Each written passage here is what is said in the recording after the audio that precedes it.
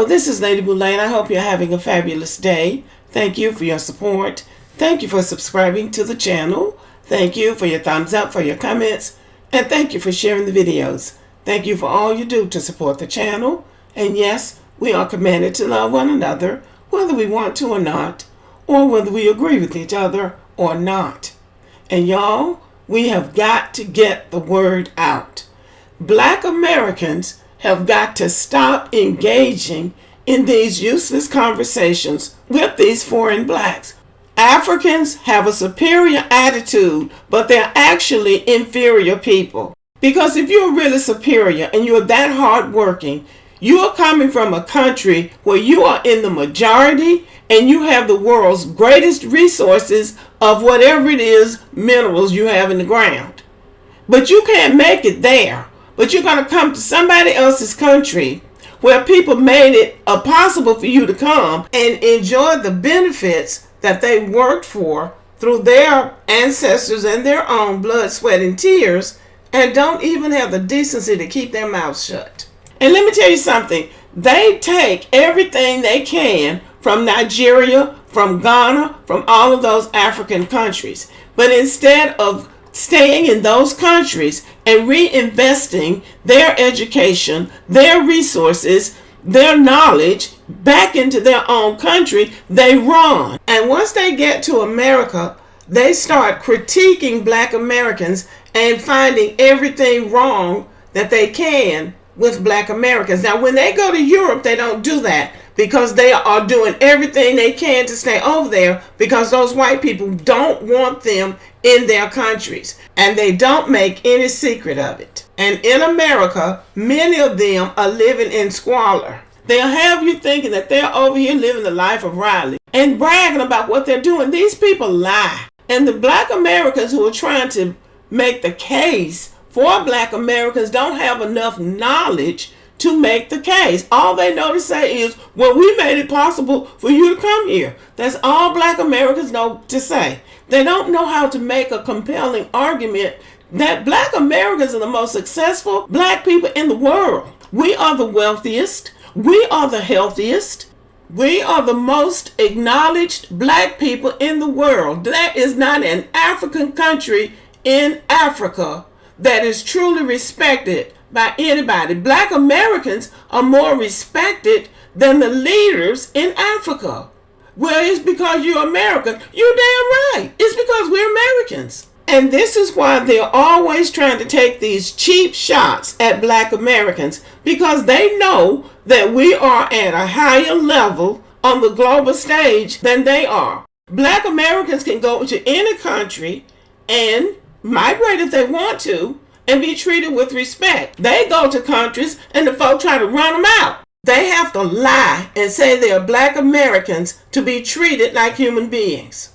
We're not equal. And they're trying to sit there trying to say that they're superior because they're listening to their stupid ass parents. They are not superior. And we are in America because we are in America. We were here at the foundation of this country. That is why some call themselves Foundation of Black Americans. They're not foundational to anything except those African countries that they ran from. And they're trying to make a case for themselves by trying to pull Black Americans down. And Black Americans you have to stop listening to these people and putting it on the internet. You know, because the Black Americans come across like you're arguing with an idiot. And you already know, if you argue with an idiot, the idiot wins. Now, this is the source of my discontent. Africa are you from? I'm from America. That's what we're saying. Just What like a country in Jamaica, Africa just like are a you no, from? no, no, hold on. Just like somebody from Jamaica, they're not going to say what country in Africa they're from. Somebody in Haiti is not going to say what country from. They're going to say they're Haitian. Because they were closer from, what is it called, the triangular slave But trade. then when you ask them that question, they're not going to have a definitive answer. That's because they're already in their own community of Caribbeans, the Haitians, Jamaicans. They're all like in one bowl. But Black Americans are in their own bowl as well. The Like that's reason why I that's asked what I'm that, saying. that's Why why are we getting questioned? That's why Africans feel that way, because they feel like because you don't know where you come from, which is not by fault by Africans. We it's know not by, where we come from. We come from America, just like I guess it's Jamaicans just more come from Jamaica. Like, what is the difference? I think it's just more relatable from an African to see another African and be like, oh, where you come from? Oh, I'm from Ghana. I'm from this place. And they know so much about their culture because they do this, and this. So I feel like that's why they feel like you know so much about your culture in Africa. So that's what they're like, well, Americans don't know, because honestly, you guys don't know. When Africans come to America, they're busting their behinds to get degrees, become doctors, lawyers, and stuff like that. So when Africans look at African Americans, they're like, these people have credit cards. We don't even have credit cards. These people are not even working, and we come here and we busting our asses. We're doing this. We're now six figures, and these people have all these years to become all these great jobs and careers, and they're not doing anything. I'm just saying this is what they're saying. Yeah, this is the conversation. It's like y'all have all this time to get free money, free loans, and we don't get that back at home. Yeah, but y'all get that when y'all come here, though. Exactly, and guess what? We're right here, and y'all are still here. There's a lot of grants and loans and different situations. People from here is not getting them loans that y'all come here and get though. You said what you just said? No, I said there's a lot of. That's the point that they're proving. The people here are not even getting it. So it's like, what are y'all doing? I'm saying the black people here are not getting them same opportunities that y'all come from y'all Africa and coming here and get. We don't get those. We're considering not just Africans, everybody, all the other countries are considering y'all as being lazy, because it's like, why aren't y'all getting these? Like, why y'all not busting y'all asses to? Y'all should be better than the Chinese. If y'all Americans, y'all should be better than Y'all should be better than Chinese people who coming over here. But we. And the thing is, my question is, what are the opportunities that you think that we have over? That's different, right? The grants, the loans, the scholarships, and that stuff. we're getting more than you guys. I don't understand what. No, I've never heard of anything. Are y'all seeing what's going on with the immigrants right now and how the benefits that they're?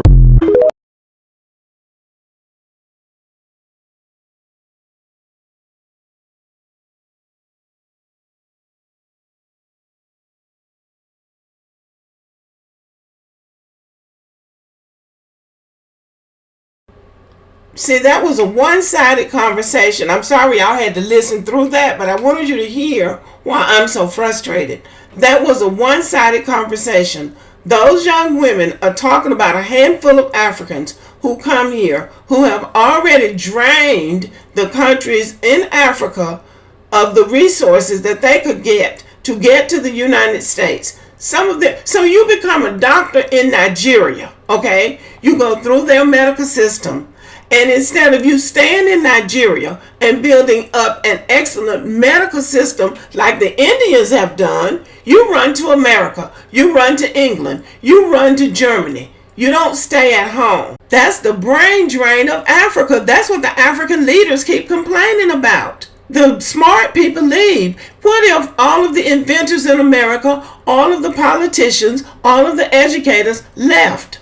We would be in the same shape they're in, but we don't run like they do. So what you have is the top tier people in those African countries run. So yeah, they're going to be successful, but they'll come here and try to compare themselves to somebody who might even have a mental condition. They don't know why Black Americans who are not busting their asses are in the situation that they're in. There are tens of millions of us. There's going to be a percentage of us that are going to be poor. But even with that, we only have a 17.9% poverty rate, which means that, 82% of Black Americans live above the poverty line.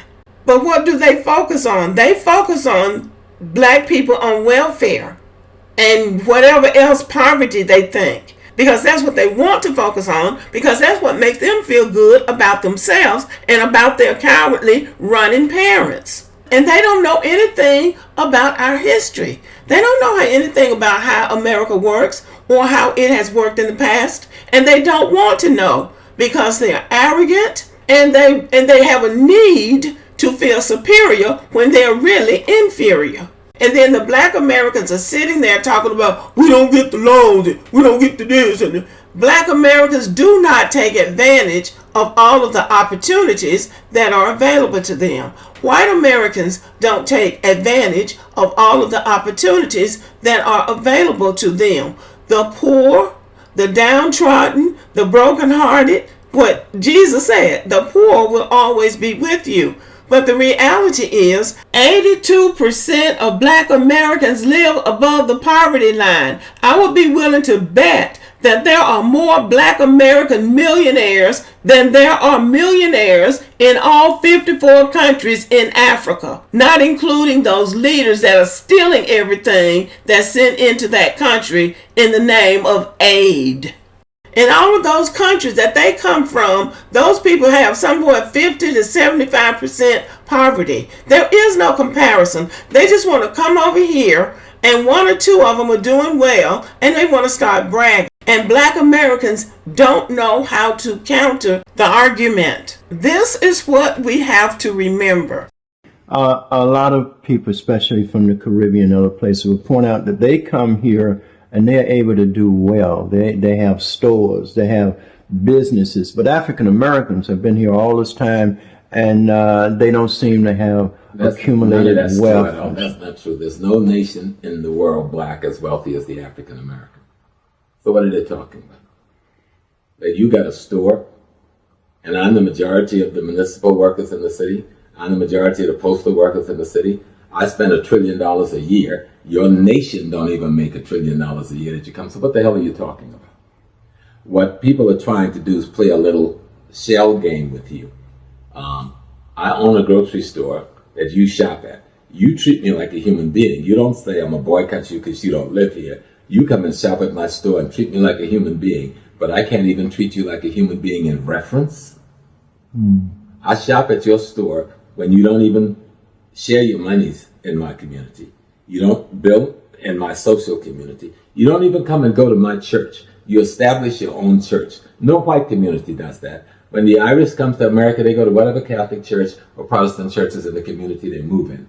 When my brothers and sisters come from the continent or from the Caribbean, they set up their own separate Protestant church or their separate Catholic church, but they don't, or they'll go to the white Catholic church, but they won't come and make their home within the Black church. Right there, tell me who's discriminating against whom.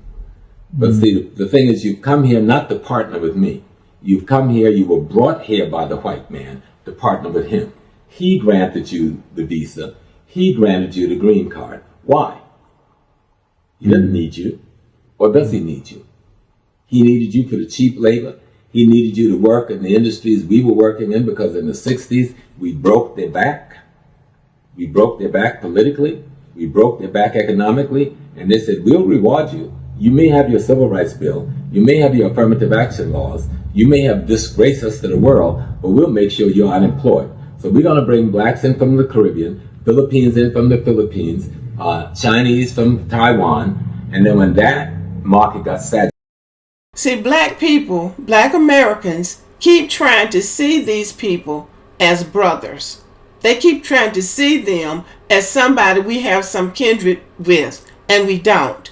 Black Americans do not want to see these people for what they are.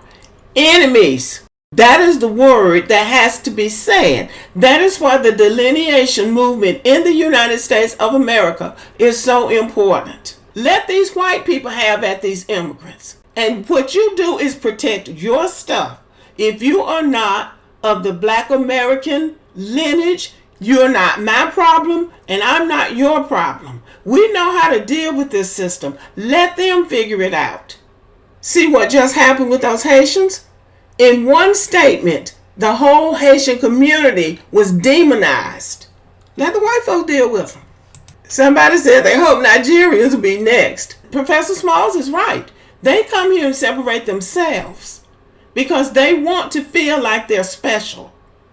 But you just make sure that they don't get in our square, in our space, away from our lineage and away from our culture.